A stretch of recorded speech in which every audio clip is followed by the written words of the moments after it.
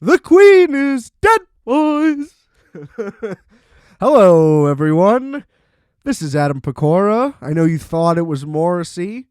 Uh, you've tuned into Requiem for a Tuesday. How the hell are ya?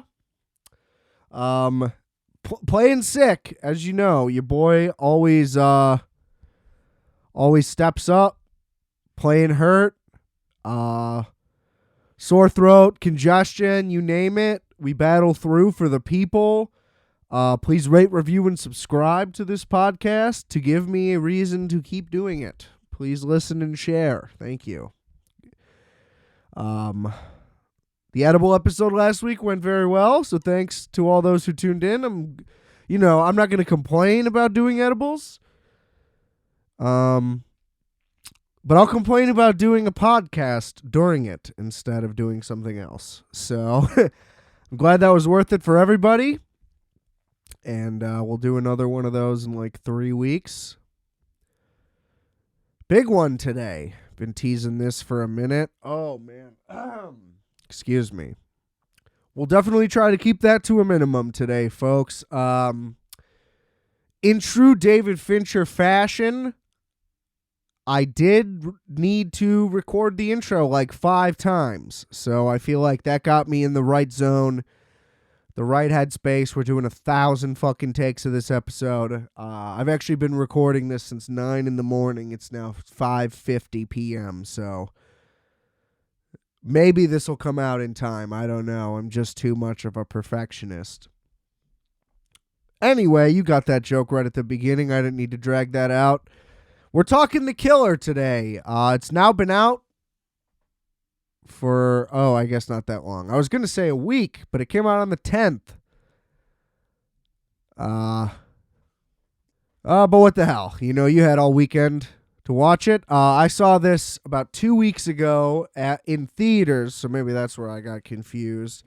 I have not rewatched it since then, so take that with a grain of salt, but the theatrical experience is obviously superior. We don't even need to question that.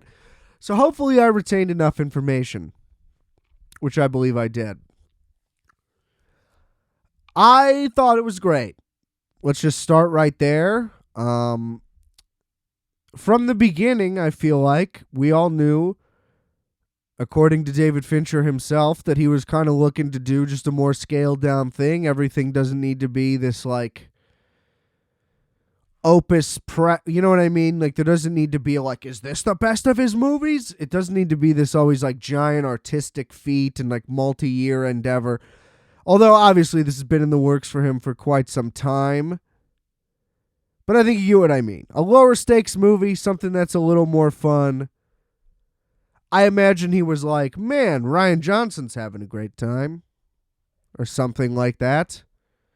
Even PTA kind of expressed the same thing. Although, I would say that Licorice Pizza counts as a major work for him.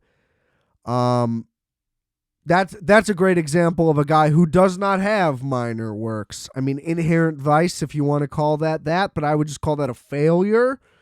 Not a fan, but maybe he has the one. I feel like Punch Drunk's too popular to be considered that. But I guess maybe you could say that he has some himself. Tarantino, you could say Death Proof, or maybe just the movies he wrote, but then it's like, well, then what are we talking about? That's a whole different conversation. Maybe Jackie Brown, but it's like, are those minor? I guess they're only minor works just in that they haven't lived up the same way, but I don't think that they were like decidedly a simpler project. I think I'm over explaining and thinking this.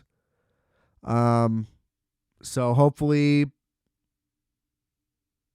I was right about something. I don't know. Look, all I'm trying to say is this doesn't need to be a like Mount Rushmore movie. You can just make a fun, very good movie that made sense for you to make. And that's what we had.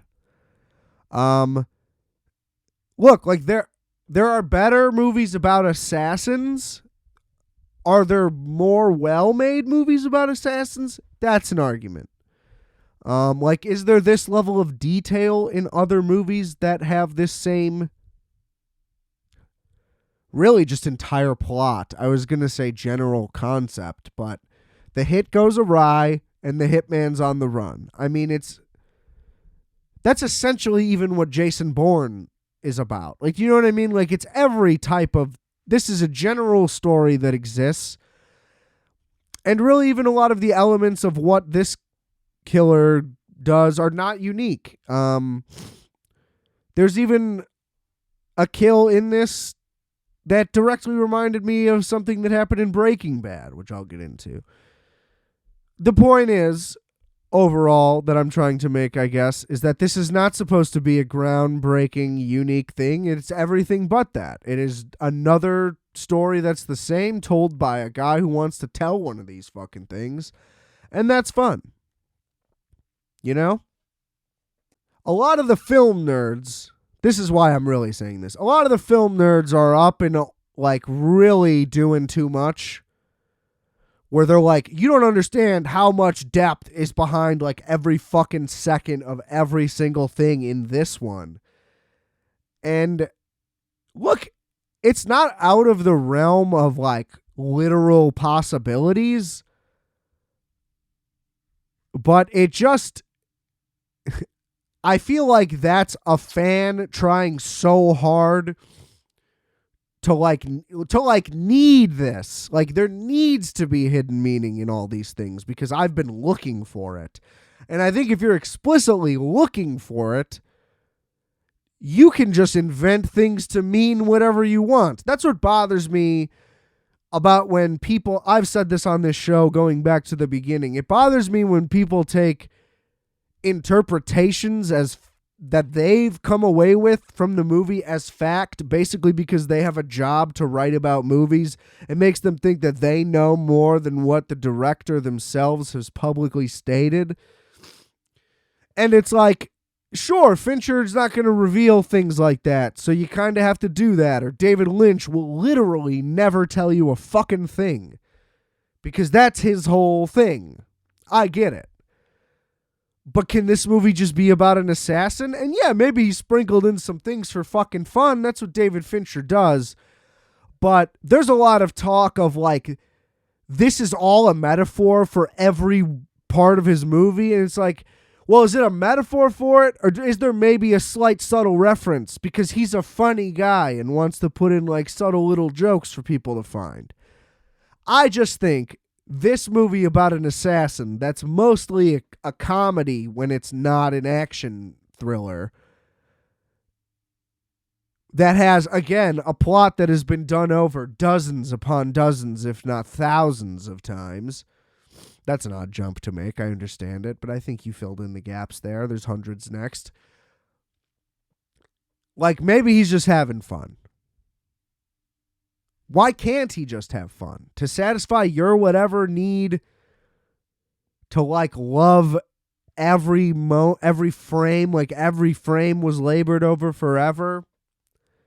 I get that this is the guy that does that, but maybe this was the time where he's like, maybe I don't have to do that. And I will get into why that's a very explicit point to me, because there is one part of this movie that completely took me out of the movie and is the least David Fincher-y thing that goes against, well, it goes towards my point that I was just making, but it goes against every point of the like, this man is such a perfectionist that nothing would ever be released that I don't like in one of these movies, where it's like you could point out flaws in all of his movies except The Social Network, I would say. But even there's like a couple line readings where I'm like, but that's just because I've seen it too many times to notice things like that. And there is a limit, I'll say, to where you could be like, how perfect was that? It can't ever literally be perfect. Anyway, we get the point. Let's dive in.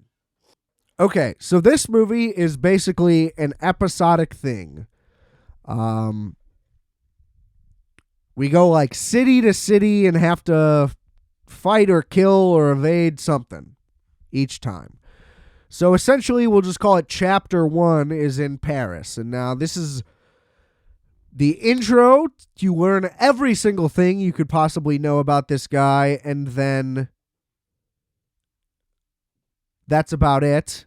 And then there's a sequence, and then you have to move to the next city. And then the next city, you'll learn about another character or how to find that character, and et cetera, and we'll move on. So we start out in Paris. Wonderful place. Some say I hate the French, so I hope to never find out. Of course, the great Michael Fassbender plays the character. He was lured out of race car driving for this, thank God.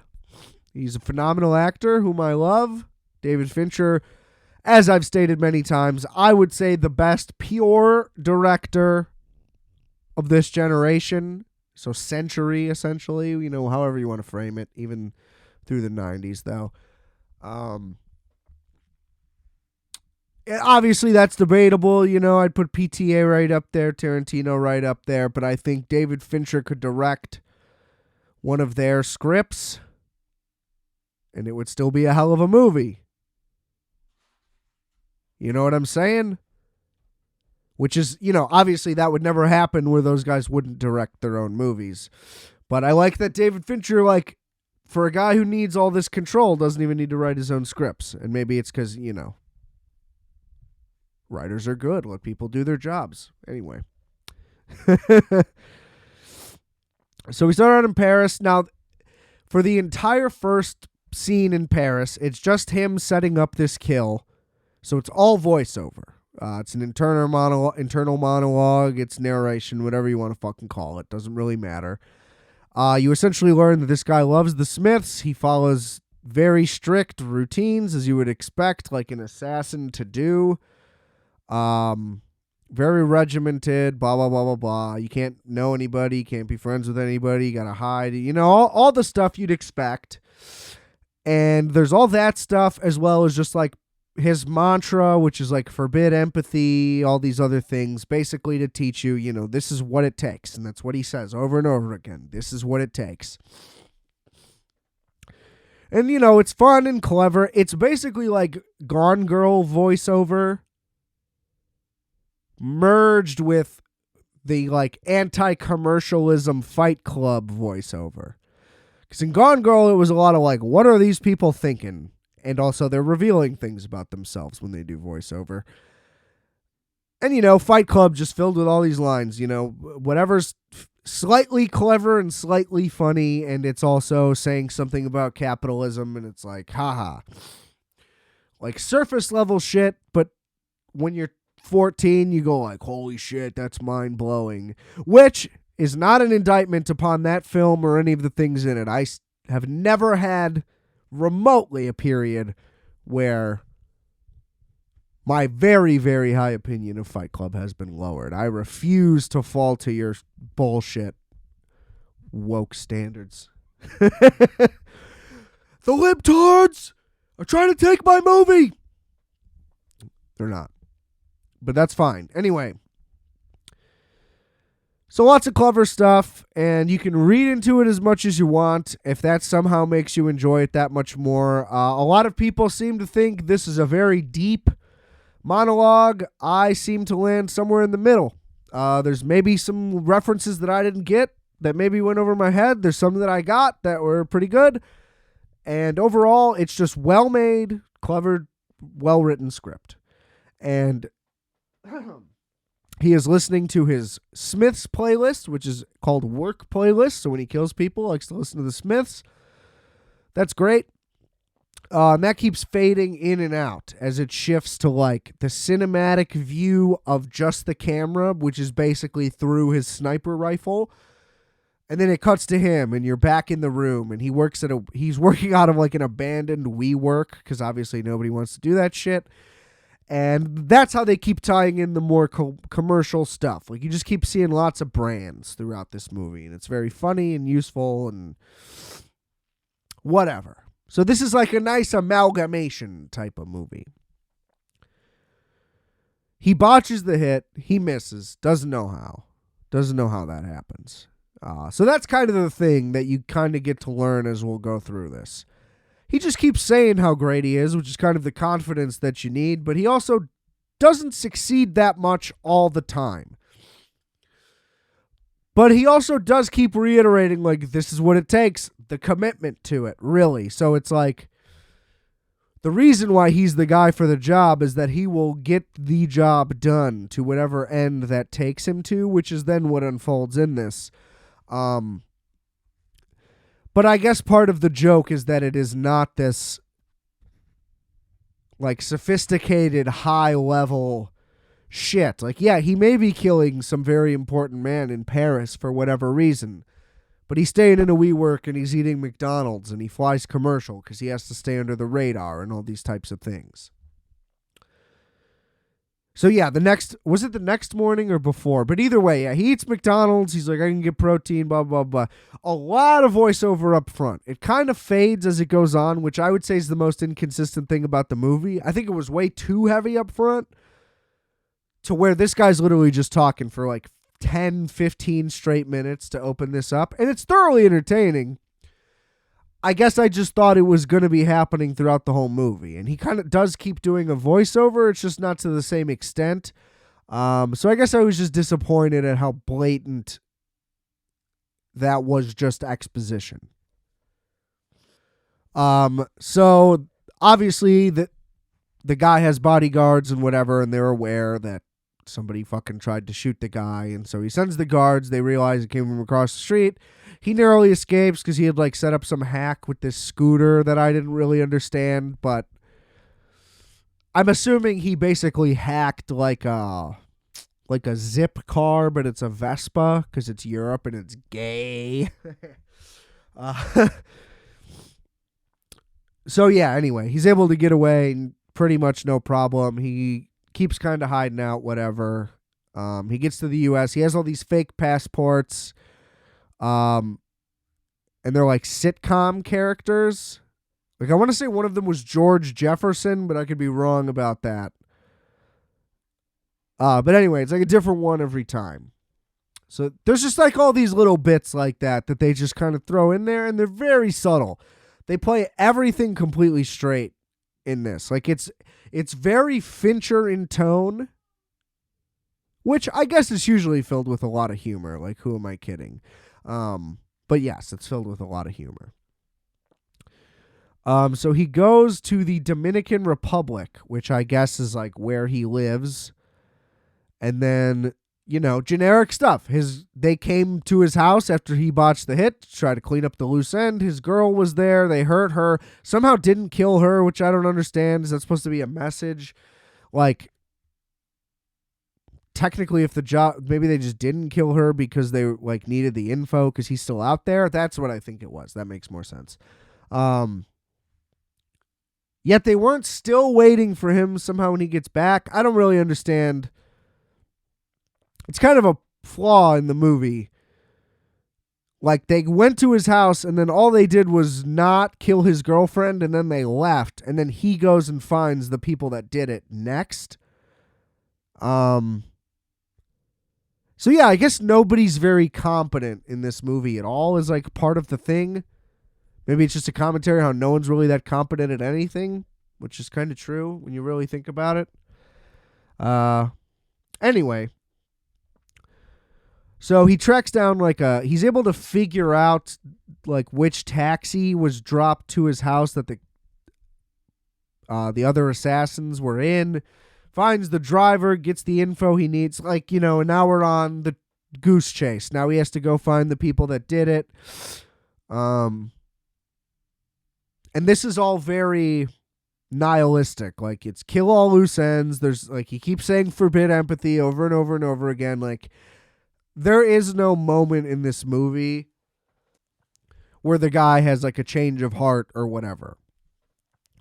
Like, this is an assassin movie if, like, Seinfeld and Larry David did it. Like, no learning. Another big flaw, though, is, like, why does this guy have the girlfriend at the house?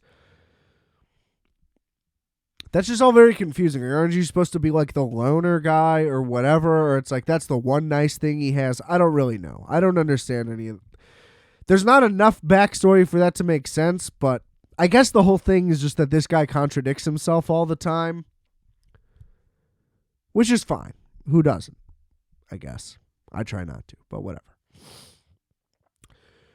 So once he gets the info, he goes to New Orleans because he has to... Basically, all he has is like a description of the people. So he has to go to like the guy who... His hired gun guy. The guy who assigns him work, which is just some lawyer in New Orleans. And they go to New Orleans. And he does all this really clever shit with like timing and uniforms, and he goes to Home Depot. And again, the commercial stuff. Everything in this is basically like all it takes to be an assassin is like knowing what to buy and how to buy it smart. Pay cash at Home Depot, buy X amount of things. You can get into a building. Later on, he just buys a fob copier on Amazon. He just copies a guy's fob.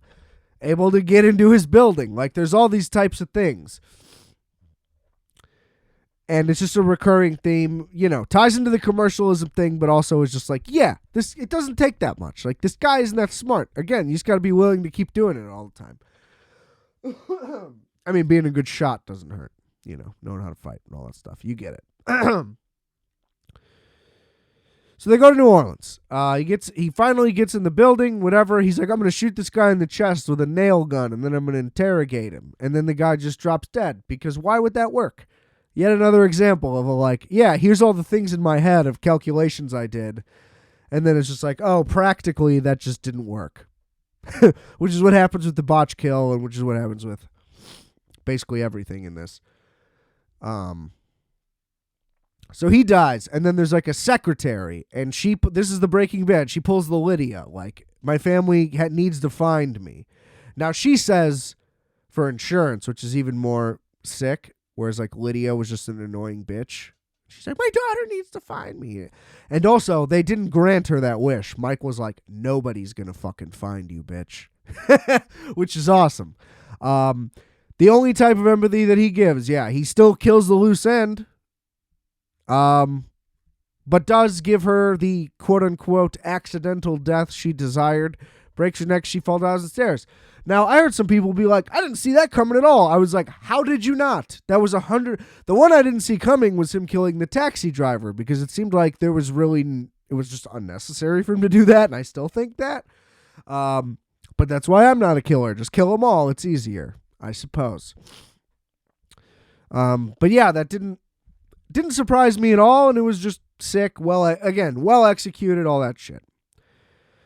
So then he goes to Florida once he gets the information from the woman, because he now knows who the two assassins he's after is. And the last two loose ends, essentially, because those are the only people that know about it. The guy who hired him, and the two that he sent to clean it all up and kill him. So the same type of thing. He's like, the guy's got a guard dog. My calculations say I have to do this to get the dog to fall asleep. Doesn't work. Then he's like, I'm going to, break into the house and get this guy. The guy's completely aware that he's there, and he gets the shit kicked out of him, ends up winning the battle. There's some funny moments in the battle, like he picks up a cheese grater, and he's, you think he's going to use it as a clever weapon, can't use it, just tosses it to the side. Realistic, fun, Again, nothing here is going to blow your mind in the genre or of this story. It doesn't go too far out of convention, but it does all the unique stuff you'd like, to where it doesn't feel like you've seen this movie before by any means. And the flawless direction by Fincher, like all the action sequences are incredible. There's not one complaint in framing the whole time. Like every shot is incredibly beautiful. It has his, again, just unbelievable lighting where he manages to make it seem realistically dark, but you can still see. I just don't get how he's able to do that. No one else can do that. But nothing but respect. So yeah, they have a nice little tussle, and then he throws a fucking Molotov cocktail at the guy's house and burns it down. Hide all the evidence. That's an easy way to do it. The throatiness is killing me. I'm trying to get through it. Okay, next up. This is my biggest gripe of the entire movie, and it's entirely a local and personal problem, and I'm going to ruin it for all of you. So everything in this movie, at least very much, seemed to be shot on location. All of a sudden, I mean, there's at least the right exterior shots. All of a sudden, this movie is set in Beacon, New York, which I don't know what the fuck that is. I had to look it up. But apparently people in New York know what that is, and it's essentially just a suburb of New York. But everybody in New York acts like everything is this fucking holy grail. Like, yeah, we have nice suburbs too, which is literally the point that I'm going to make. That's not even New York. It's here. It literally is here. Why did they need to set it there? This is what completely took me out of the movie. So they're like, okay, we're in Beacon, New York. He gets off at a train station. And then I see the train in the background. And I'm like, wait, is that? No, it can't be. It's a Metro train. For those of you who don't know, those non-native to the area or whatever, the Metro train is the long-distance trains from Chicago. So they shoot you out of Chicago and they go wherever. There's one that goes into Wisconsin, but they go very far. They go like 50 miles from the city max in basically every direction. Except east, because then that just goes to Indiana. But there are even some that go to Indiana. So yeah, they are long, I don't know what those are called. Commuter trains? I think that sounds right. And it eventually, the train was stopped at the train stop, and then it goes away, and you can literally see Metra in the background. And they cut to downtown, which is Beacon, New York, according to them. And I was like, wait a second. That's St. Charles, is it not? And then, point being, either way, I was like, I know that that's set here. Why did they, they use the train station here? So I looked up one of the, restaurants or theaters, like whatever marquee big name thing on a building I could recall from the movie. I looked it up after. It was literally St. Charles, downtown. Very nice place. I believe they filmed Road to Perdition there. My problem is just, you call it Beacon, New York, it's immediately identifiable as not to everyone in this entire market. If not by just the train alone. So, going back to my earlier gripes about the film nerds, y'all didn't even notice that it wasn't this fucking place. Maybe you shouldn't recognize where it is. Like I did. I mean, I understand. I'm not acting like everyone in the country should be upset. I understand that only people who could happen to recognize it are the people that would. And obviously things like this happen in movies all the time. But the point is, everything was filmed on location, at least appearing so. And I guess this kind of appeared so. But that's such a blatant oversight that you would think even David Fincher would maybe cover up the name of the train in the back or something. Or dress up something in the town. So I don't know. I don't know if people go that far to literally dress up the town. I don't know if that's an absurd thing. Because I probably would not have caught it had it not been for the train thing happening just before. I will admit that. But yeah, how meticulous is this guy? And that's also definitely a joke because I'm aware of how meticulous he is. Just odd and very much took me out of it. But then he immediately goes to a scene with Tilda Swinton that's incredibly engaging and probably the strongest just straight up dialogue scene in the entire movie. I mean, not even probably. It definitely is. Where they basically have an intimate moment discussing the differences between their lives as assassins. Whereas she essentially just does all the opposite of his like mantra stuff.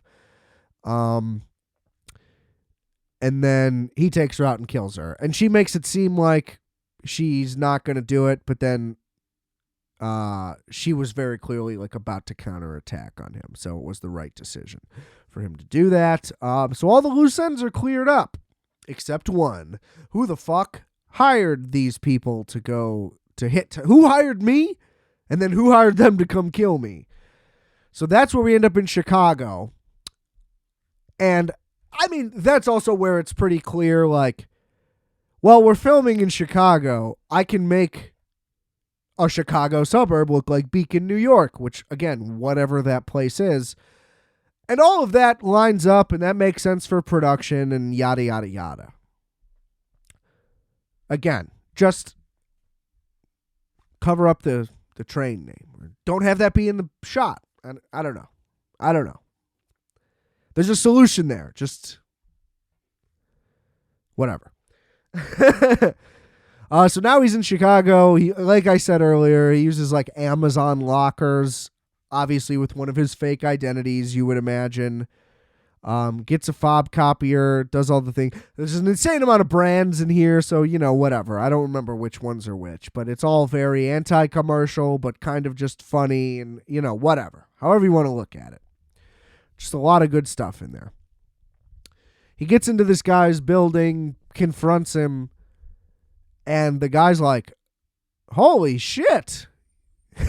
What are you doing here? I never put on a hit before, and the lawyer guy just said, yeah, clean up the loose ends. Why wouldn't you? And I was like, I didn't know what that meant. And he's like, I don't have a fucking problem with you. Please don't kill me. Just leave, which everybody would say. And then he does just leave. For whatever reason, he just believes this one guy, and then he goes back to the Dominican Republic with his girl who's now fine, and they just hang out. And then that's just it. And it's kind of like, okay, so I understand that the plot of this was I'm cleaning up the loose ends, essentially, like very loose, minimal plot, and we know nothing about this guy or his personal life. So it's just like, what was that ending? I don't really get it. I don't know the motivation for him to not just kill that guy. I guess it's because he knew that guy was such a non-threat and that he killed the guy he would have to hire a hitman so he would know how to find another one. I don't really know. Or I guess that is what that is. Yeah, there's no way that he'd ever be able to find the hitman because how could he? There's literally no trace of him. So I guess that does make sense. But it's like, so what was that all for? But I guess that is what's interesting. So that's what Fincher brings to the table. There's the dynamic of like, well, I need to search for the answer of like kind of what the point of that was. So maybe was there one? I don't know. I kind of think no. I kind of think he just wanted to make a fun Hitman movie. And if you leave it open-ended, everybody's just going to lose their shit only because you're David Fincher. Whereas literally if someone else's name, if Paul Greengrass, I just thought of it because of Bourne, he wouldn't have made this, but whatever. And that's even a higher level guy, even though he's not really a high level guy. Let's say Fede Alvarez made a Hitman movie, and it was this exact movie. People would just be like, man, that ending was dog shit, huh? Like, you know what I mean? David Fincher is kind of just getting a pass for being David Fincher on some of the things that are just like technically not very good about this. And I love it. I loved the movie. This is like a solid 8.4 out of 10. You know? And really just that train in St. Charles thing. Yeah, I'm telling you, I cannot emphasize enough how much that bothered me. But the Smiths thing was kind of inconsistent. Like I said, the voiceover thing was definitely, like both of those elements of the movie were completely inconsistent. And maybe that's intentional, but I don't think it should be. And I'm allowed to make a critique. David Fincher doesn't get to dictate everything that should be good about his movie. He should defend everything he did, because why else would he have done it? So I get all that, but I just definitely refute the idea that that anything that I might criticize was definitely intentional. That's just cop-out bullshit to suck a guy's dick. And like, I'll suck his dick anyway. That's still what I'm doing, you know? You think everybody that gets their dick sucked is perfect? They're not. Wow, that was one of my strongest metaphors, I would say, in the history of this show. Somebody clip that out. But yeah, the counterpoint to that is also, as I stated earlier, like, that was just an exercise for the negative things of the movie. Obviously, if Fede Alvarez directed this movie, every part of this movie would be worse. You know, he would not be able to direct this movie this well. Only David Fincher could do that. So, how much of it is the material in the first place? I've never read this Norwegian graphic novel or whatever it's based on. I don't know if it's Norwegian. I might have made that part of it up. And, you know, how much did he work with Andrew Kevin Walker back on the script, too? Guy who wrote Seven. Big deal. How much of it did he just straight up write? And Fincher's just like, great, run it. Like, how much of that was collaborative? Like, you just don't know all these types of things. And so, yeah, even if the ending was supposed to mean something, the impact just wasn't there. It just kind of left you like, oh, okay. Yeah, I kind of knew he was going to succeed. He's either going to succeed or die at the end. Like, those are the only two options. And as soon as they went to the Dominican, it's like, well, yeah, he's either going to end up back here or he's going to die. Or he's going to die back here. One of the two. Like, you know what I mean? This is going one of two ways. And yeah, I mean, the girl, like, unnecessary to have her in the movie, honestly. I would have preferred if they just John Wicked it and, like, his dog was injured. Not even killed. Still keep it an injured thing. But maybe he goes to his trashed house and he just finds his dog injured because his dog put up a fight against the assassin. You know what I mean? I honestly think that would be stronger because his whole thing is, like, I'm this loner guy. And again, as I've stated multiple times in here, like, he's supposed to be like a somewhat unreliable narrator because he fails when he says he's good. So whatever. The guy's an enigma. Maybe that's just the whole point. Everybody's an enigma. The end. I don't know. I'll just say ending didn't really work for me, but I'd like to watch it again and really determine that. I am still on one watch, remind you. So my opinion could change, but regardless, the film is great. Only one major flaw. If you live in the northwestern suburbs, one of those two, you might be a little upset. If you've ever been on a long commuter train ride in the Chicagoland area. So yeah, that's The Killer. Go watch it if you haven't. You should have saw it in theaters. Let me tell you. I loved it. And I love David Fincher. This is not top 5 David Fincher, but that was expected. I don't think that's what he wanted. You know, that burp just fell out. I literally didn't even do that. Just as I was talking, it just came out.